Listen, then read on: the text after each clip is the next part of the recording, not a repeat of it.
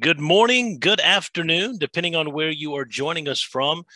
We are here today with the folks from Trend Micro. We've got Kyle McCaffrey. He's the MSP National Channel Account Manager. We've got Daryl Griffin, who is the sales engineer, and Brandon Kirkpatrick, who is also the sales engineer. Welcome, everyone. Welcome. Thank you, Scott, for having us, man. Glad to be here. How's everyone's day going today? Can't complain. Doing great. Excellent. Everybody got their Christmas shopping done? I did a lot of Amazon. Someone's taking care of that for me. So let's say that. Awesome. I have a little bit of that, but I still have that special one person I've definitely got to get something for. So that's the name of the game this time of year, though. I'll probably end up doing that on Christmas Eve, though, knowing myself. But well, I am excited to learn all about Trend Micro today. So, Kyle, do you want to kick it off? Yeah, I'll kick it off. So, just quick intro from my end. I am Kyle McCaffrey. I've been with Trend Micro for about 1 year and 3 months now. Prior to that, I was at ConnectWise for just a little bit over 5 years. Did a variety of security, support, and sales roles, so kind of all over the place. But yeah, I love Trend Micro, kind of our story and what the future kind of holds. But yeah, I just got a couple quick slides I'd like to share with you guys. So I'll share my screen here. Oh, Scott, I can't screen share. Try that again. There we go.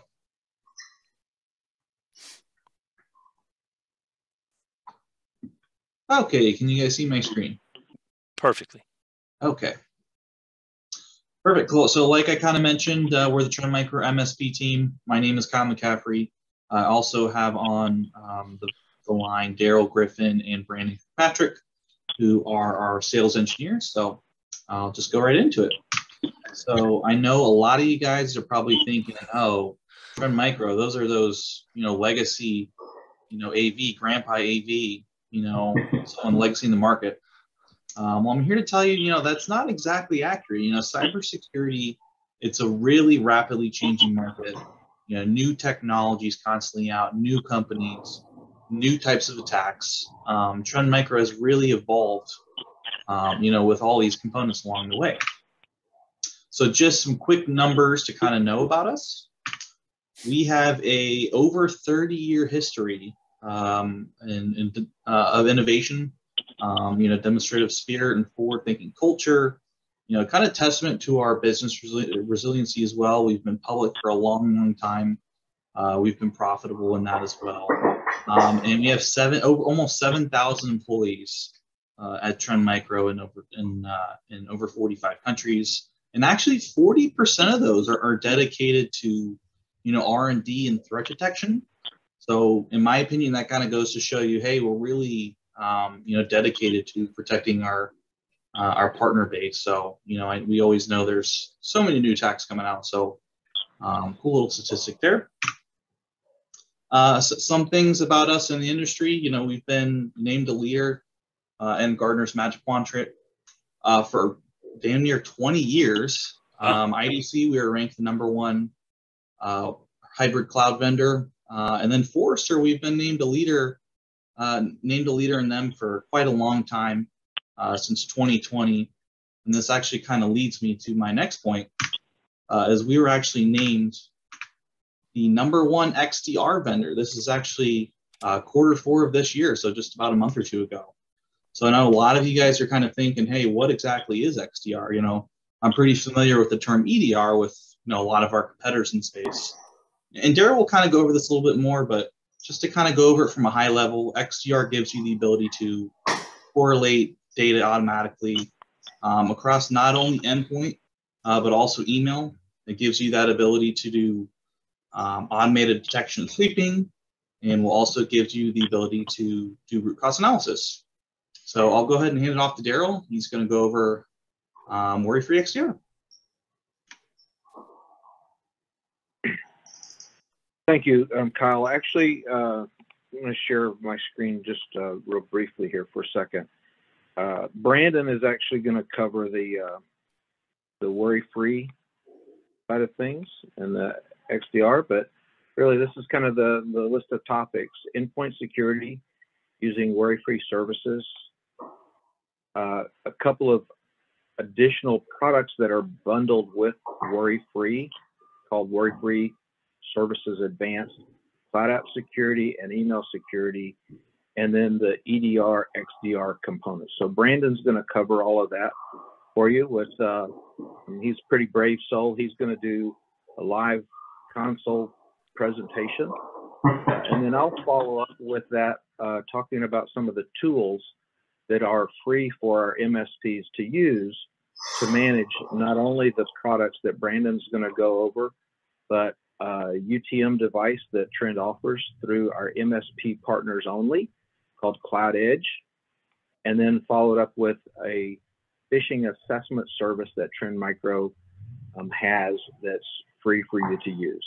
So I'll stop sharing and give that to Brandon for a little while, and then I'll return. Okay. And quick note, everyone, if you guys have any questions, feel free to post that in the Facebook chat. Scott will, intercept what we're doing, and we're happy to kind of go over any Q's and A's you guys got for us. So, Kyle, I do have one question. Ryan Becker said, and I think you've already gone over it, but he may have come in after the slide. How large of a company is Trend Micro? Oh, I mean, we're huge. I mean, we have almost 7,000 employees across 45 countries. So, we're everywhere. We have so many different, people really dedicated to, protecting our customers.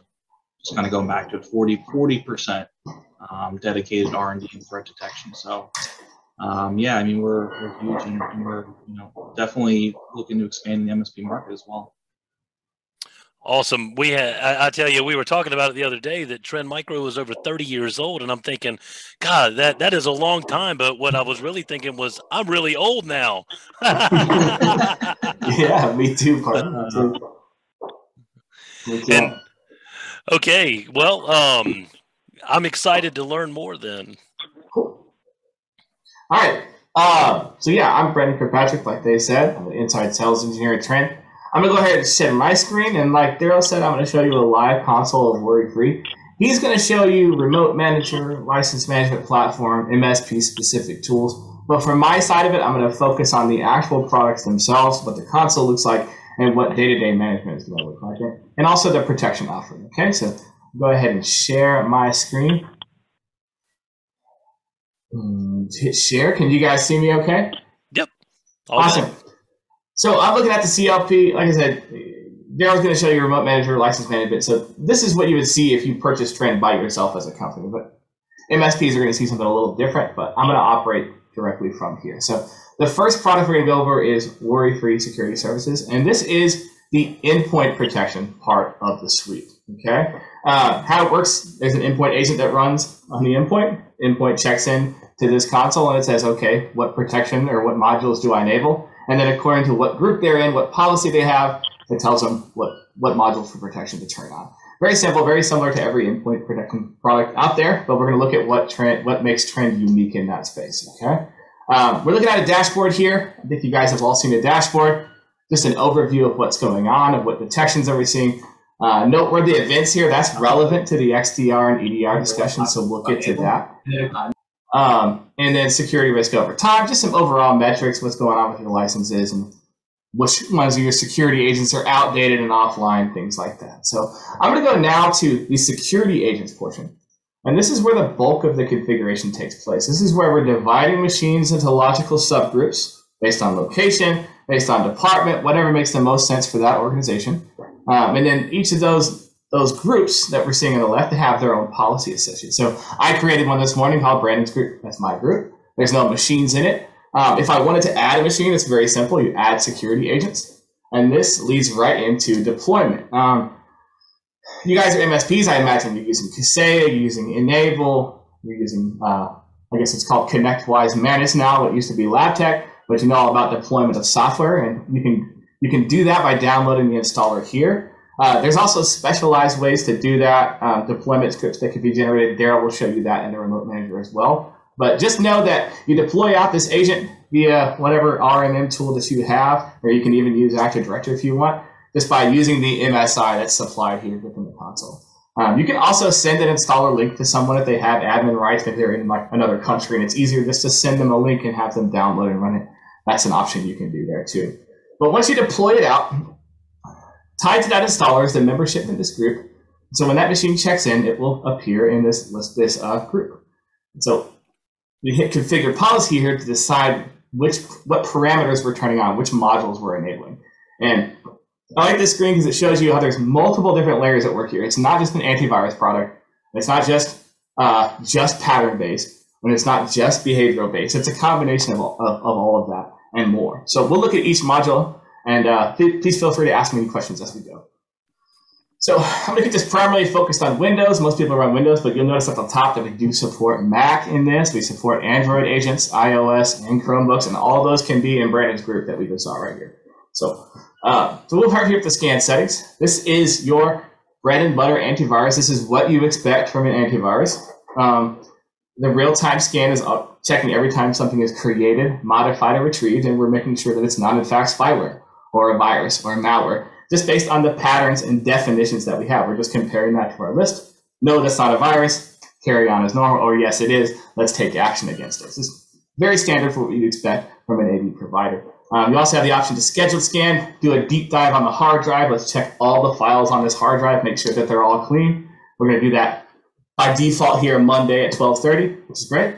Something I like to point out for this, though, a lot of people are like, I don't like to run scans during the day because it slows down my users. But if I run them at night, my machines aren't on. So definitely a problem. So if I look in here in action, you actually have a CPU usage throttling section here. So I can set this to low. And so anytime the processor gets above 20%, it starts to pause the Trend Micro scan. So you can run this during the day. Most of the time when people are on a low CPU usage, they don't even know the scan is running in the background. So it lets you consistently run those scans while the users are online, but also not impact their performance. So very nice feature. A lot of people like that. And then you have a manual scan, just one that you can run on demand. That has that same setting. You probably want to leave that on high though. Reason being, if I run a manual scan, I want it to finish as soon as possible. I want my results as soon as possible.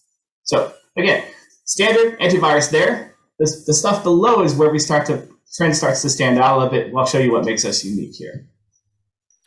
First Brandon, being behavior monitoring. Sir. Before you get into that, I'm going to kind of keep up with these questions.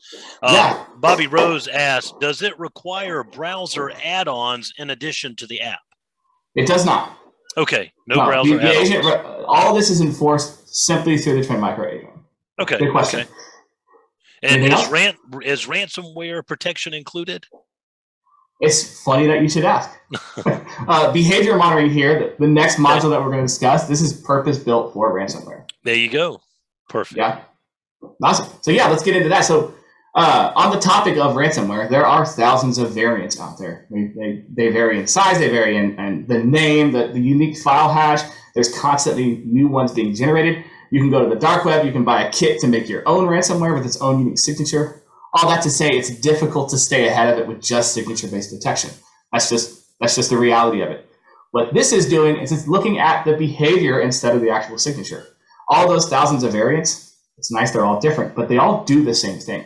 They all want to take an unauthorized encryption action against one file, then move on to the next file in that directory and do the same thing, and so on and so forth, and then they drop a ransom note at the end. So we are looking for that behavior. We're looking for that initial unauthorized encryption action. Then we're looking for that follow-up unauthorized encryption action. And so if we see that, there's even a feature in here to automatically back up those files locally and then restore them if they were encrypted in an unauthorized fashion. And then we identify the process responsible for that and take action against it.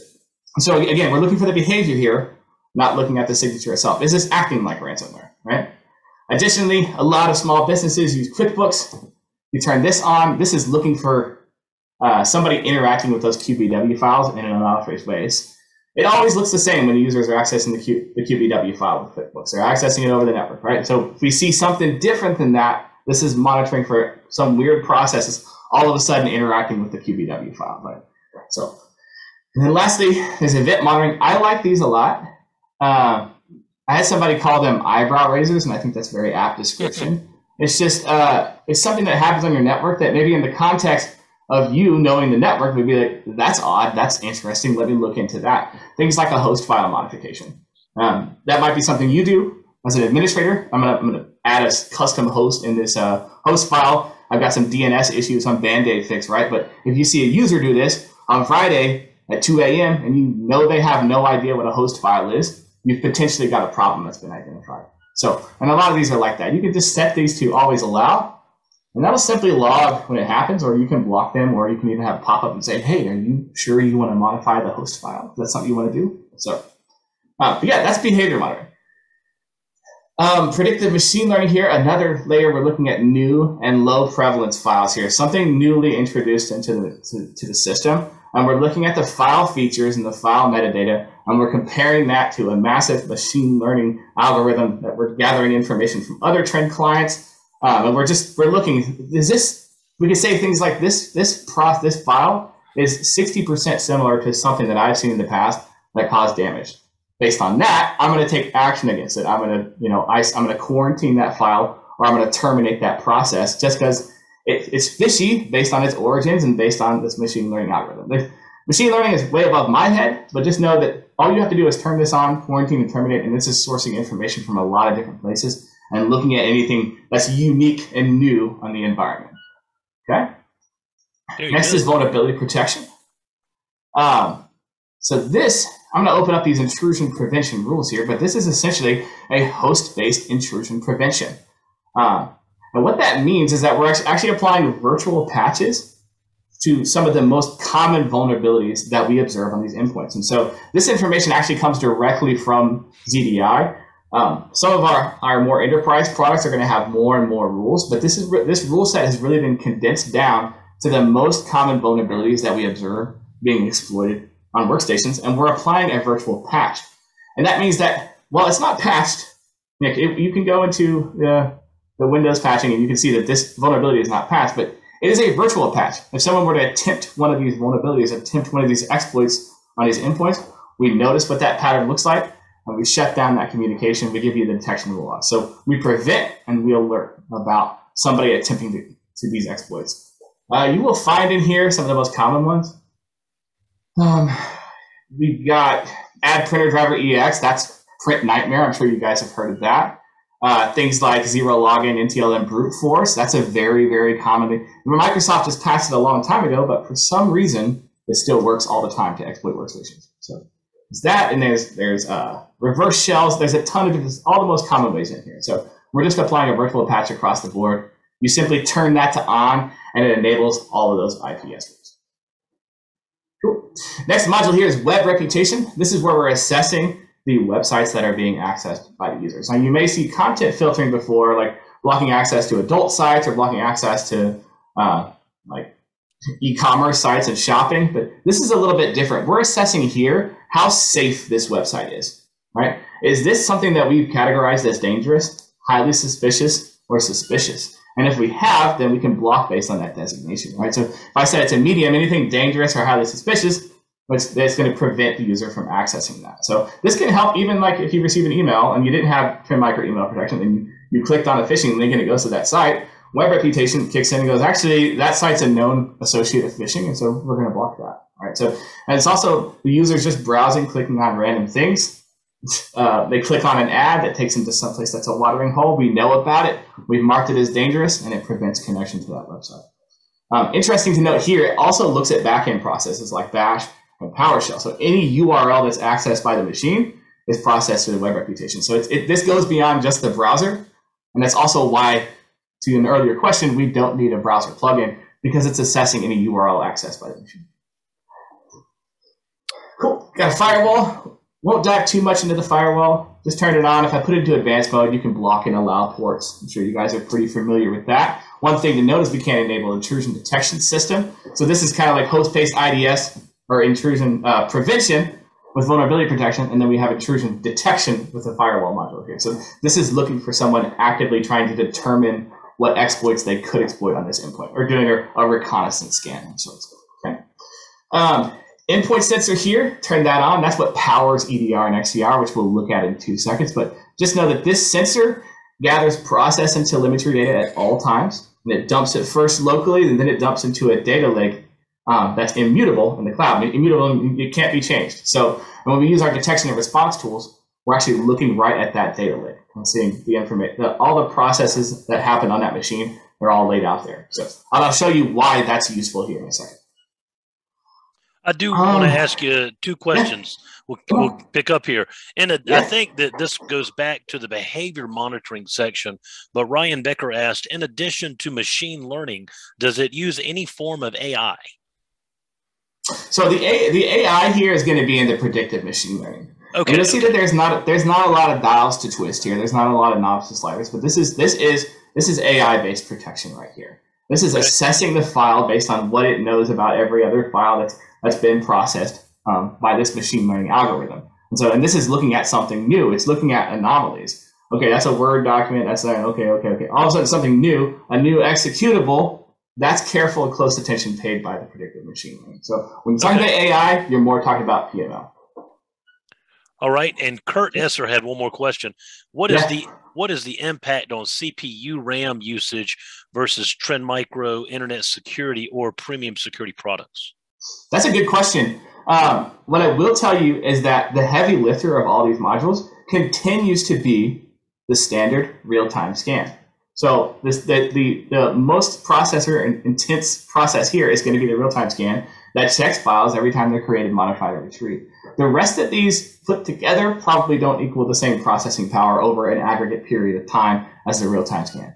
I'll say that to say this: if you install this agent and you experience some sort of performance impact, most of the time, if you go to scan exclusions and you put some files, some processes in here that you trust, and you alleviate the burden put onto the real-time scan, those performance issues clear up. And we've got a pretty good success rate of just adding exceptions. And, okay, that's better, right? Okay. Yeah. This is Daryl. Just to add to that a little bit, from a pure memory usage standpoint, it depends on what features are turned on, but you're looking at anywhere from between about 45 megs of RAM to 85 megs of memory. And generally, real-time scanning uses less than 5% of the CPU cycles. Yeah. So, and Bobby Rose said, put up the task manager so we can see the resources currently in use. I thought you, but I'm actually running Apex 1, which is our enterprise product, so it's kind of a different product suite. But the usage is similar.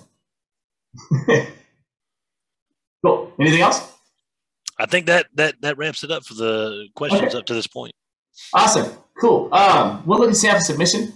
Sample submission here is a virtual analyzer. This is included when you do the EDR, XDR. This allows us to detonate files in an isolated, virtualized environment and then observe what happens post-execution. What actually happened when we set off that exe this person downloaded? Did it attempt to steal credentials? Did it attempt to move laterally within the network? Did it attempt to encrypt files? Things like that. And based on what we observe in that virtual environment, we can take action against these files. So this is also known as sandboxing. But this is just included with EDR. It's completely automatic, again, for anything that's new and low prevalence in the environment, something that hasn't been observed before. Cool. Let me kind of get away from this protection and more into data protection here. First is device control. This allows you to get control of the types of peripherals that you allow to be connected to these machines. The most notable and most common thing that people want to get a hold of is, of course, USB storage devices, also known as flash drives or removable hard drives. At a very basic level, we can simply enforce the block the auto run, preventing someone from just dropping a flash drive in and having that execute a keylogger on one of these endpoints. So very base level there, but you could take this all the way up to blocking them outright, not allowing the use of flash drives at all. But then you can also go into the global settings here in Worry-Free and say, I actually allow these 5 flash drives. So very commonly what we see done, people will order 5 flash drives off Amazon. They'll add them as approved devices. They'll distribute, say these are company approved drives, but everything else is not allowed. So that's something you can do with device control. There are some non-storage implications as well. I think these are nice for servers. Like servers, you should never have Bluetooth devices enabled. You should never probably allow COM and LPT unless very, very specific use cases. And things like modems. Nobody uses modems anymore. You might as well block it, reduce the attack surface, things like that. But you have a lot of control over what types of devices are added in here. So next is data loss prevention. Now, data loss prevention, I'm actually doing a separate webinar on it in a couple of weeks, but this is kind of its own discussion. Most relevant probably for you guys day to day is going to be PCI customers. Hey, we take payment cards. We're signing up for this Trustwave certificate. You know, how can we get that done? This can be extremely helpful in a situation like that. Also for people concerned with HIPAA data, because what this does, it looks for patterns in the data. For PCI, it's going to look for credit card numbers in combination with first name, last name, date of birth, things like that. So if I add one, I'm going to add one specifically here for PCI. I notice that we've already got a template for that here. I'm just going to add the template. That includes all the types of information that PCI would be concerned with here, right? So look for that. Look for credit card numbers. Look for date of birth. This is where it's going to look. Are people emailing it? Are they being sent over FTP? Posted via HTTP, saved to a server share with SMB, sent over Gmail, things like that. But then also system channels too. Like, are people printing a document that contains credit card numbers? Are they copying credit card numbers even to the clipboard? Just highlighting and hitting Control-C, it can notice that.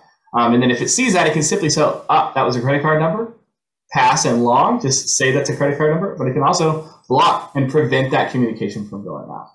And so if you can get a handle on the types of data that you want to monitor for, and sometimes that's a very easy question to answer. They're concerned with HIPAA, they're concerned with PCI, but you get the type of data you want to monitor for and then where you want to monitor for it, and you can actually prevent a data leak using the data loss prevention here. So again, worthy of its own discussion almost by itself, but included as a part of Worry-Free. It's not an extra module add-on. It just comes with it. So, all right, a couple more here. We're almost done. URL filtering. Oh, we're just gonna do that. Sorry about that. URL filtering is a content-based filter. So if I want to block adult websites, I can, and not allow people to go to adult websites altogether. I can do something interesting like social networking, block that. Maybe then block during the leisure hours the adult websites too, right? But social networking, I've left. Let's see here. I can leave it checked during the day, during business hours, but after business hours, go to Facebook all you want to. You can make decisions like that here with URL filtering. So you can actually specify what those business hours are below. So this, in combination with web reputation, really cuts down the amount of bad content that people are accessing, and then also the bad sites that people are accessing, the stuff that's potentially harmful to you. Okay. Next one here is application control. This is the last module. There's two modes here. Well, very quickly, application control is concerned with what applications are allowed to install and run on these endpoints and which ones are not. The two different modes of operation are block mode. Users can do whatever they want to do, whatever they have permissions to do is fine, unless you create an implicit block rule for it, like block Spotify, block VLC, block, as we see right here, I've got a rule in here to block peer-to-peer programs. So things like BitTorrent and Deluge and Popcorn Time. I just created a rule here just to block those altogether. All right, so that's block mode. Lockdown, it's a little bit more intense. It does an inventory scan, and then it says, okay, it's not going to allow the installation of any new software unless you've created an implicit allow rule for it. So you kind of reverse your thinking on it. You assign, like, I've got some allow rules in here. Like, we're going to allow some streaming applications. We're going to allow whatever's in this media tools right here, right? So we're going to allow specific applications, right? And if you create a new one, there's several different ways that you can specify that. So we have our list, and you could pick from a list, and we've got a ton in here. Most of the time, if the application you're looking for to allow is going to be in here, if it's relatively universal. If it's a custom like line of business application, you can come and actually specify the hash value. This is an okay program. Here's the hash value. This is okay to run on machines. Also, file and folders. It's okay to install out of this specific folder, or this specific file is okay, things like that. So you have some flexibility on how you can create these allow and block rules, but I'm a big fan of lockdown mode simply because if it's not on the list, it doesn't get to run. And so there's a lot of protection just baked into that very simple concept. Okay. That's everything for the modules. Scott, do we have any questions on the board from that? No, I think everybody calmed down on the questions. Fantastic. All right, so we're going to leave that. Now we're going to jump to EDR and XDR and really kind of clarify how that's useful and what that can be used for. I do want to touch on cloud app security, though. So this would be included as a part of the package if you do Worry-Free Services Advanced or you do Worry-Free Services XDR. And why that's relevant is in order to get XDR, we have to have cross-platform, right? So EDR itself, you can either say endpoint detection and response, or you can say enhanced detection and response. That's what EDR is, right? Just on the endpoint. When we say XDR, we mean cross-platform detection and response. So the key point there is that we've got to have multiple platforms interacting. And if you don't, it's not truly XDR, no matter what they say, right? It has to have multiple platforms being correlated together. In the case of Worry-Free, Cloud App Security is how we facilitate that. We're looking at your Office 365 or Gmail environment, and we're able to assess the email environment and then correlate that with what happens on the endpoint. And that's where we get XDR. So let's look at an example of what that actually means. I go to my noteworthy events here, which this is how Worry-Free is going to tell you, hey, something's wrong, and we've generated an alert around it, right? Is a noteworthy event. These are automatically generated for you to give you insight to something that's been detected on your network, but also give you more information, just like, hey, we found a virus and we cleaned it. And you're like, okay, well, where'd it come from? Do other people have those elements? How do we make sure this doesn't happen again? Things like that. Those are the types of questions we want to answer with EDR. So I'll look at this one right here.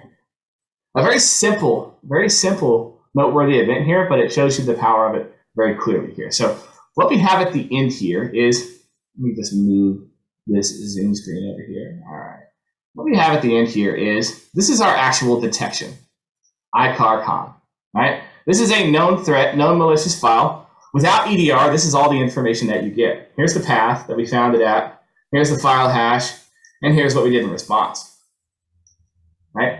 With EDR and it's XDR, we see the whole path that led up to that here. We can see that it actually came from a zip file called ICAR-PW, right? So this is we've already taken action against it. It's already in the suspicious object list, but one of the options you have here is to right-click this or click this and say, add this to the suspicious object. So now instead of getting to the end here, the zip file that was the originator of our detection is now a part of our suspicious objects. Same thing with the 7-zip that it also came from originally. You see here at the bottom, I have the option to block that object. So we're saying that the processes that led up to our detection are actually now suspicious objects within the network. So we're updating, in essence, our own custom internal intelligence based on what's being observed on the endpoint.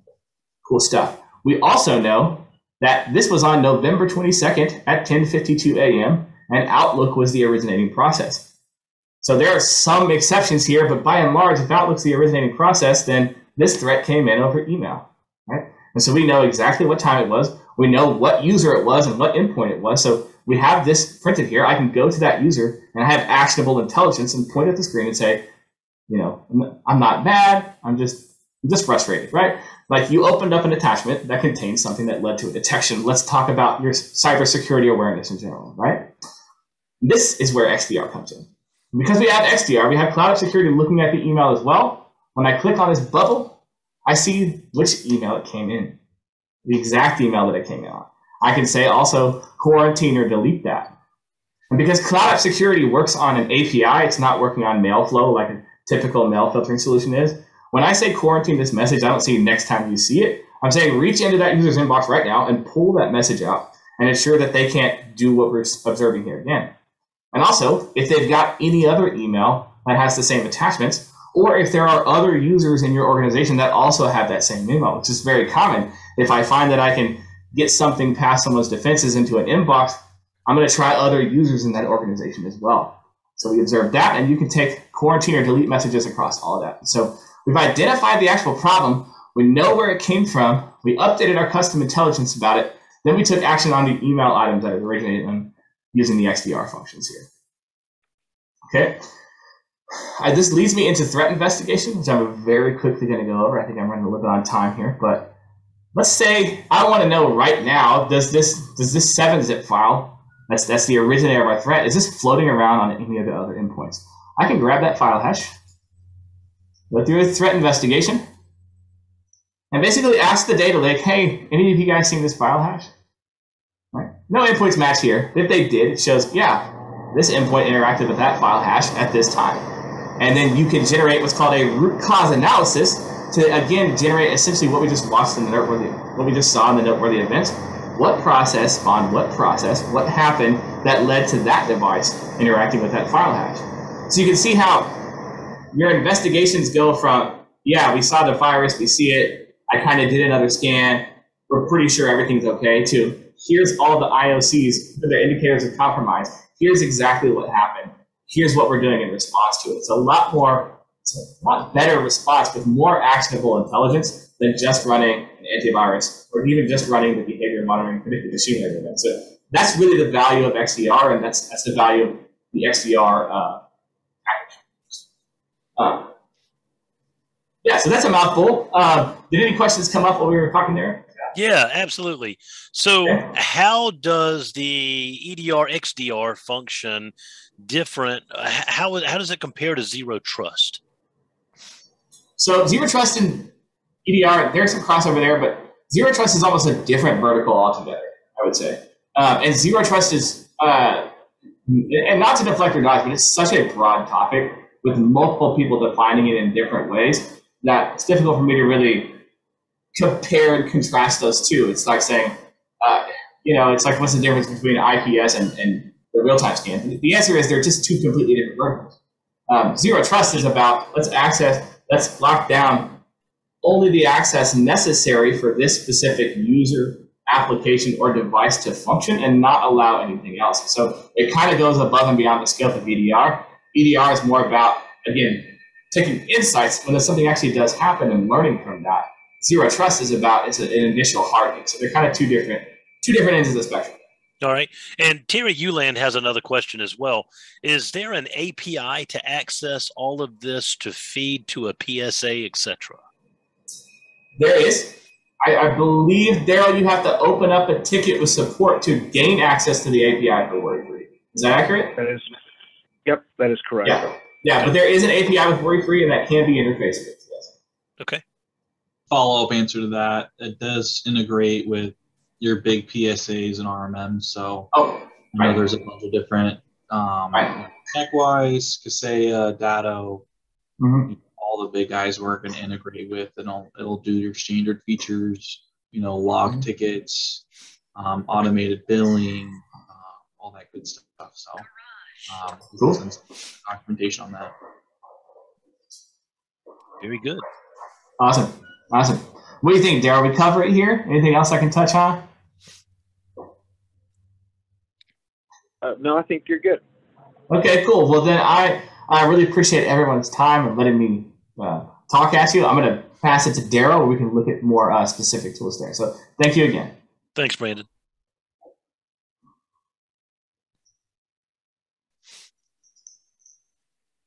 Thank you, Brandon. Get my screen shared out here. Just a minute. Building on that question about RMM tools and APIs, like Kyle stated, we do have integration that's in one of the tools, one of the utilities that Trend Micro offers to our MSP partners. That's through Remote Manager. That's the next slide that I've got. Prior to that, or one of the other tools is called License Management Portal or License Management Platform, simply referred to as LNP. This is what you get access to as an MSP partner to allow you to manage your customer accounts, create service plans. This is where you're going to be presented the products that you are willing to offer, and create service plans around those, opportunity to view and report usage for billing purposes. Kyle can work with you to talk about how Trend Micro bills in arrears. So you sign up a new customer, you deploy your agents, and then at the end of the month, we present or show a list of what agents were deployed, basically your usage, and then bill you based on that. So you're not being overbilled, you're not being charged for products that you're not using or deploying. And then from the license management portal, from your day-to-day operation, you would access the remote manager. There's a link in the LMP portal that would take you to this console. This is where you have your visibility into events, detections, customer needs, and notifications. Multiple ways that you can present or display this information in the widgets that you see here. This is a true multi-tenant view of all of your customer accounts and access, direct access, single sign-on access to their consoles. If you wanted to drill down, and basically it would be the console that Brandon was showing. So you can drill down on those. You can give your clients actual access to those consoles if you would like, and limit what their capabilities are. You can restrict them to viewing and reporting only, or give them permission to make policy changes. That same XDR functionality that Brandon showed you from the client console is also visible directly from Remote Manager. So this is going to display all those XDR events, noteworthy events, and assessments at the high level across multiple customers. Run customer reports for individual or multiple customers at the same time. Can I make a note on that that cross-customer XDR? What's cool about that, you get a noteworthy event from one client that contains indicators of compromise, actual files that you'd say these are now suspicious. You can run an investigation across your entire client base to say, make sure that something that has affected one client isn't in effect affecting another one. So as you gain intelligence at one client, it helps you across all of them. So I think it's really cool that detection and response is centralized there in that view. And I'll pass it back to you, Daryl. Just wanted to add that note. Oh, thank you for that. Cheers. Connection to Rmm Tools, like Kyle said, right? And really, these tools are free for you to use. It's not, there's no charge for those, but it gives you that central visibility and management for policy management, health monitoring, and advanced threat detection. Kind of like Brandon was saying, the Cloud App Security and the Worry-Free services together provide us that XDR capability, reporting telemetry data and events into the data lake for that visibility and correlation of events. Trend Micro does also offer a co-managed MDR service. So Trend Micro engineers can help you monitor 24/7 the events across your customer base and work with you to notify you to do remediation based on your requirements. Something as simple as isolating an endpoint, reporting that to you, and working with you to resolve or remediate that. Do further investigation, check like Brandon mentioned, across your customer base to see if that's impacting anybody else. Continuing monitoring for activities, identifying the threats, conducting and mitigating measures, and then routinely sweeping for threats. You know, one of the things that came out this past weekend in the news, of course, the Log4 vulnerability, and that's one of the things that our engineers would do is sweep for information related to those kind of vulnerabilities that we become aware of. One of the other products that was kind of on our list of topics to talk about was Cloud Edge. Cloud Edge is a UTM device that Trend Micro offers. It is exclusively available through an MSP partner. It is not something that a general customer can acquire and use. It is managed just like worry-free services, just like Cloud App Security, and just like our email security solution via a cloud console and accessible through Remote Manager.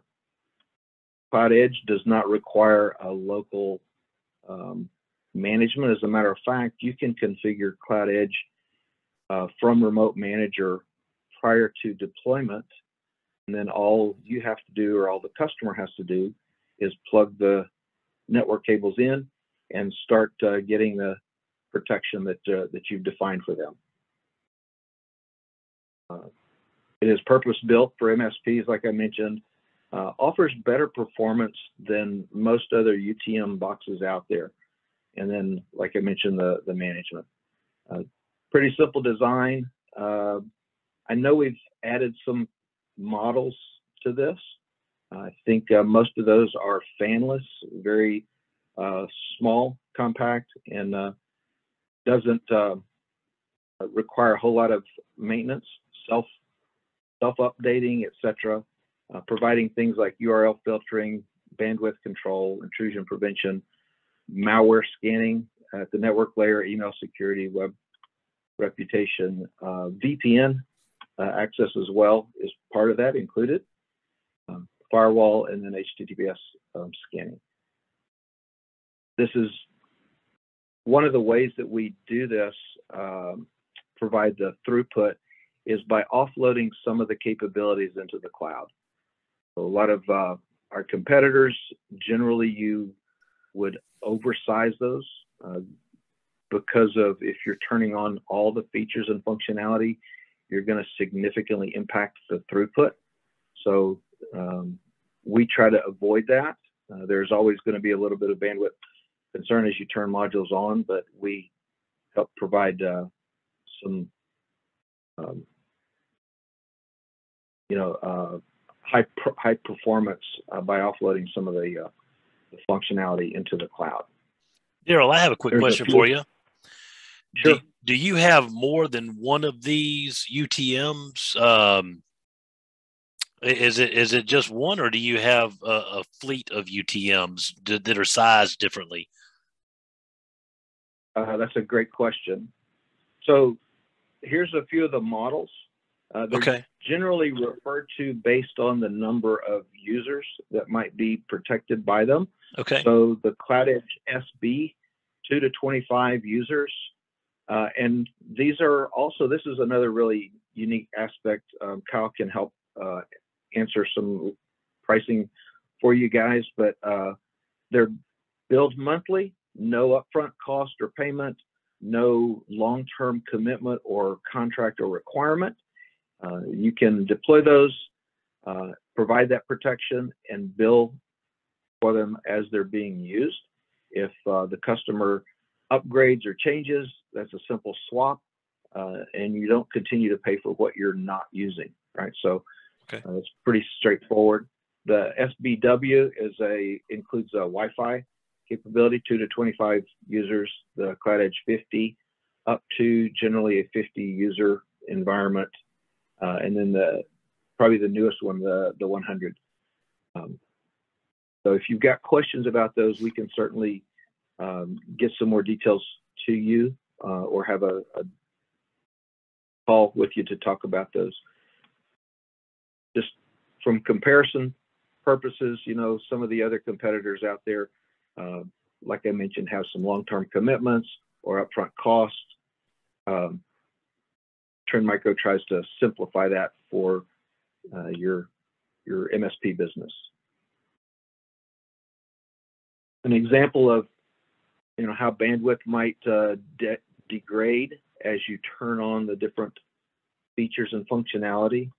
Here you see at the top, if you're just using that as a firewall, you get that high throughput, but as you turn on the features, going down the list, your bandwidth can get reduced. But here you can see, Trend Micro's bandwidth is about maybe half of the stated bandwidth at the top if you turn everything on, but it's still significantly better than some of our competitors.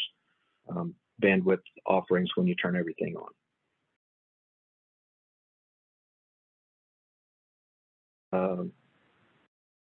So again, zero-touch deployment, centralized firmware updates, and low-touch requirements on those.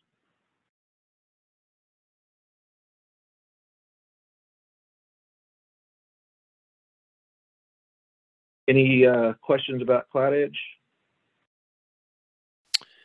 No, that's very interesting. I'm very intrigued. I had no idea that you had hardware appliances. Cool. Trend Micro's got about 45 products in our arsenal, and I like to oftentimes start off calls showing kind of the big portfolio. You know, if anybody wants to do a one-on-one, we can talk about some of the other capabilities, including operational solutions for air-gapped environments and OT type environments, manufacturing, etc. So we've got solutions for that as well. I do have a quick question for you, Daryl. Terry Uland asked, how is the throughput tested? I don't know personally. Okay. I'm going to guess that that somebody's put some sniffers and network monitoring equipment on those, and then cranked up the usage. So, gotcha. Okay. And then the last thing that was on our topic list to talk about was email phishing assessment solution. Trend Micro's got one called simply Phish Insight, and probably the most impressive thing about this is I think it comes close to matching what most of you guys probably know and may have used is the Know Before solution. I've had several conversations over the past couple of weeks where partners have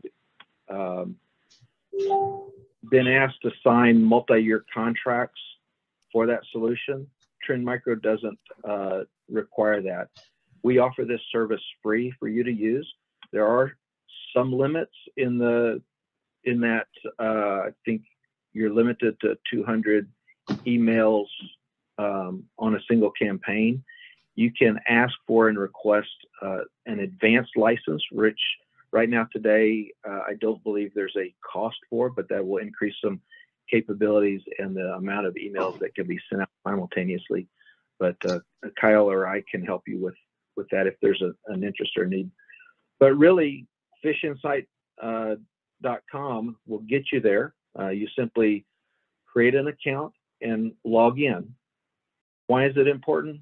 Obviously, the majority of threats come through email, and one of Brandon's examples was a customer an end user opening their email and getting a detection or, worse, an infection. So using assessments to evaluate what your user's activity is like and offering training based on what their responses are.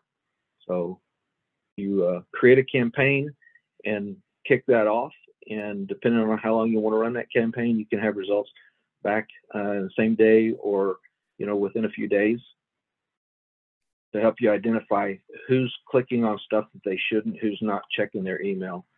It's as simple as creating a campaign, selecting the group of people that you want to send these to that can be imported. To create a group or a list, you select from, I know there's more than 52 templates now, but common or enticing templates that people, hey, I want to click on that, or here's a free Amazon gift card. Those are things that people are going to want to click on, and then evaluate whether or not make it enticing,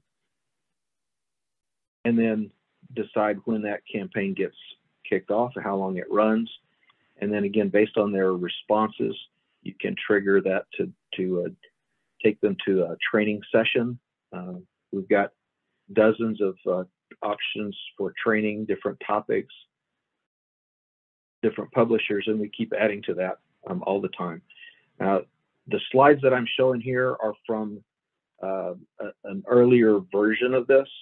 They've changed the interface a little bit, so when you log in, it might look a little bit different, but it's the same type of configuration, and then you can visualize or see the results, report on those, and then help you with understanding where your customers are. Are they improving? Are they needing more training, right?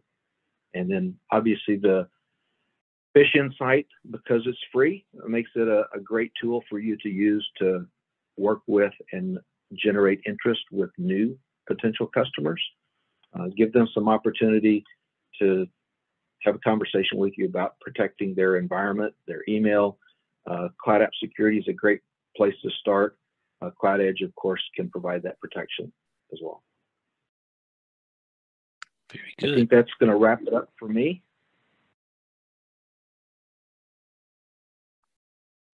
Oh, I have one final slide I just want to share with you guys real quick.